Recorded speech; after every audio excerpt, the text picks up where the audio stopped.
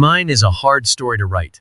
I do so only because I think that it may help others, and because it seems to be in accordance with the gospel.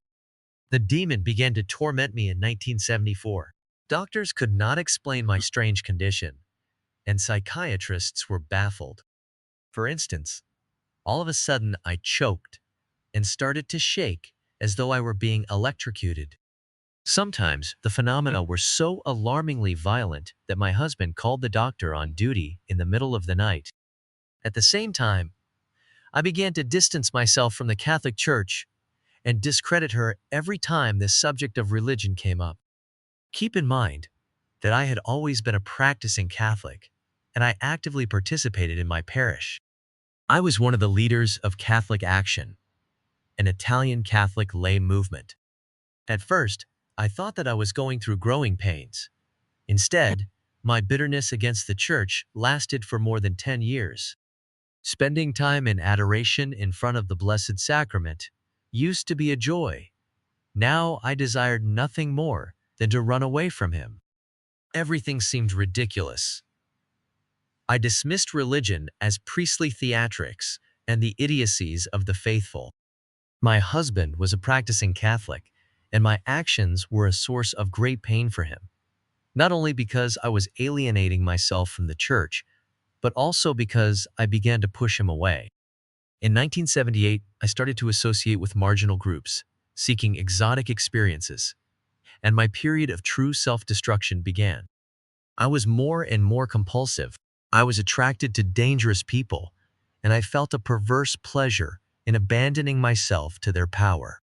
For years, I visited all sorts of gurus, healers, witch doctors. My physical condition deteriorated along with my psychological state. My body seemed to be in the grip of a vice. My digestive system was blocked. My kidneys and joints were malfunctioning, and I was always tired and listless. I felt alive only when attending some psychology classes that provoked strong emotions in me. I am sure that if I had known about exorcists, I would not have turned to gurus for help, and I would have escaped the hell I was in a lot earlier. It is incredible that, in all my long and active years within the church, I had never heard of exorcists. As my trials continued, I began to study astrology with a passion. I saw everything that was happening through the eyes of astrology and reincarnation. In 1981, I met a mad psychiatrist. He was the vilest individual I have ever encountered. Later, he ended up in a hospital because of his psychosis, and I discovered that he had sworn a pact with Lucifer, pledging to destroy as many souls as possible. This individual invited me to his office with some excuse, and, through hypnosis, he toyed with my body and my soul for 1 year.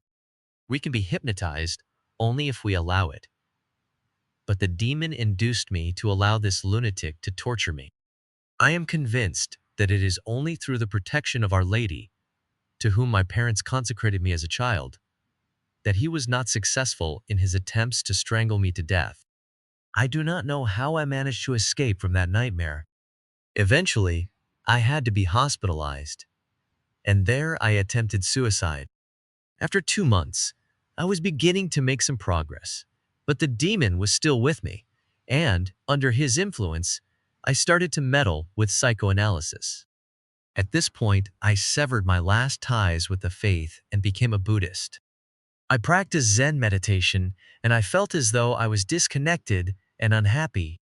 I attended a school for teachers of yoga, and I began to teach Hatha yoga in my village. I felt a real hatred of the church, but deep down, I was desperate. I did not care about anyone, not even my husband and my children. In 1984, I found out that I was pregnant with my fifth child, and I was overjoyed. Unfortunately, my physical condition was extremely weak as a result of a series of strange diseases.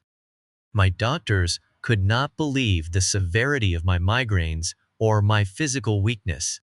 After 2 months of this, a severe hemorrhage caused a miscarriage, and my pregnancy ended. I had to undergo surgery, but the Lord was waiting for me at that hospital. He sent his mother to comfort me.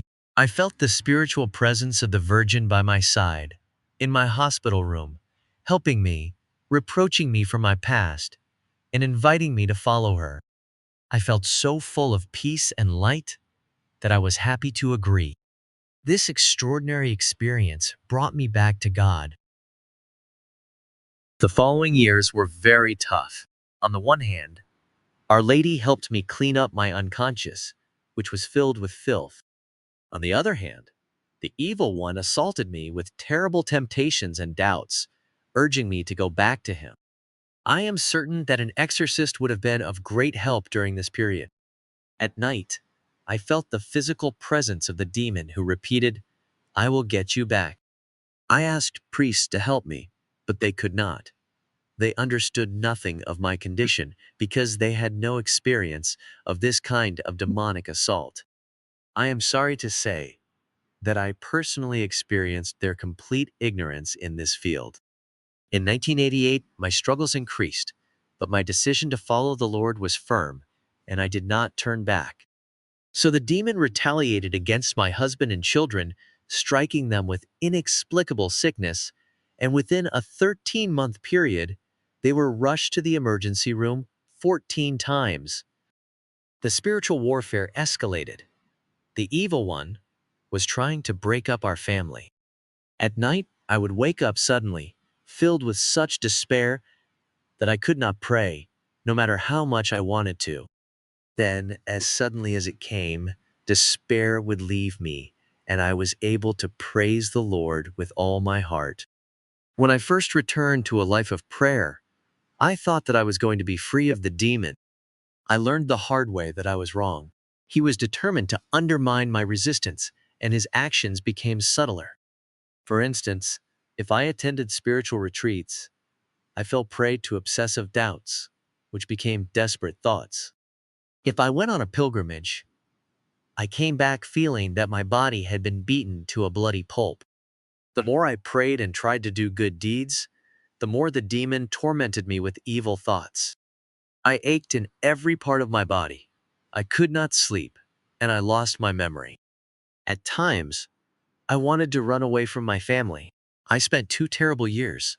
No one understood me. I am convinced that all this could have been avoided with the help of an exorcist. Finally, and almost by chance, I met an exorcist in a way that, I am sure, was arranged by the Immaculate Virgin. With his support, I was able to escape from the long, dark, and painful tunnel in which I was living. From the moment he began to pray over me, everything changed. The pain is still with me, but I now live it in the light. My suffering has a meaning. The exorcisms give me serenity and peace for some hours. When the battle flares up, I pray with greater intensity and full abandonment to the will of the Lord. I understand and love my family members better, and they, in return, can confide in me. My spiritual life is also improving. I feel a stronger desire to live in union with God. Even my crosses, which I live in light of the passion of Christ, are not heavy anymore. I still have my struggles, but I also have moments of true peace and real joy. I can feel the progress with each exorcism. I conclude my story with a statement that is not meant to be critical. My bishop and the priests in my diocese are always proclaiming their full solidarity with the poor. How about those who are tormented by the evil one? Aren't they poor? I belonged to this needy category for 18 years, but every priest I contacted understood nothing, absolutely nothing of this poverty of mine, and gave me no help. Jesus said, "In my name you will drive away demons." I think that this is an obligation, a legacy, and a very clear duty.